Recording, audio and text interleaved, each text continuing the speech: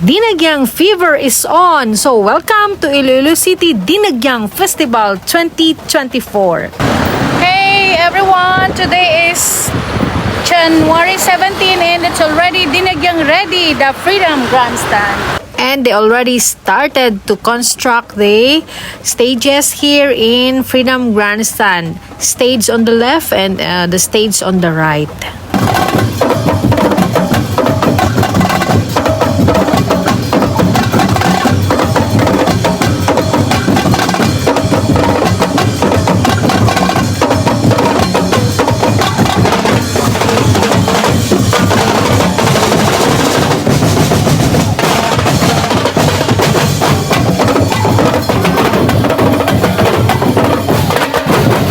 I personally checked the stages here in Freedom Grandstand and I can say that this is very strong because they put some strong materials under the bridge so that even how many people will occupy the stage, they are really safe.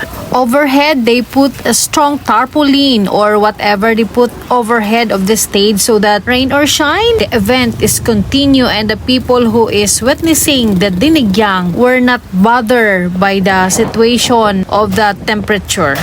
On our next vlog, I will also cover the other judging area and other judging stages on the other areas of Iloilo City so that you will also see and you will also know where it is and what is the street.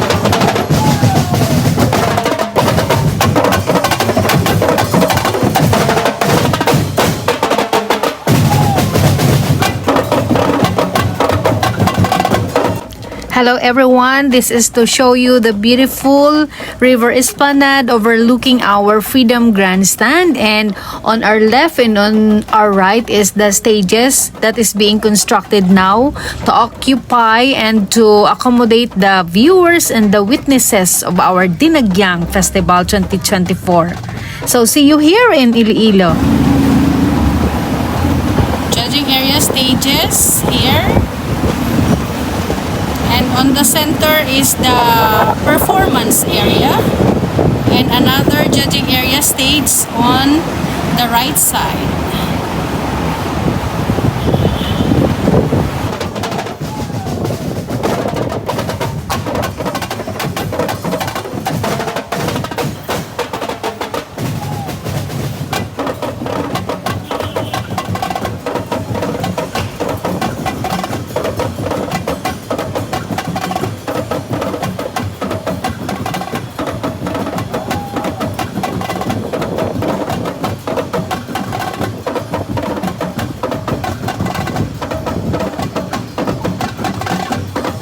You know what? Freedom Grandstand is a perfect place for people who want to rest because this place is very peaceful and very wide for the people to rest or to sit down or to lay down.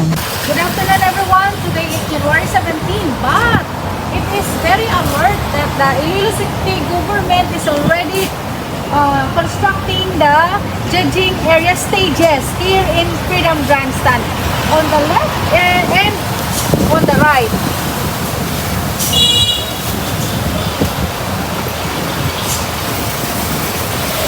Next time I will show you what stage is the next to be constructed.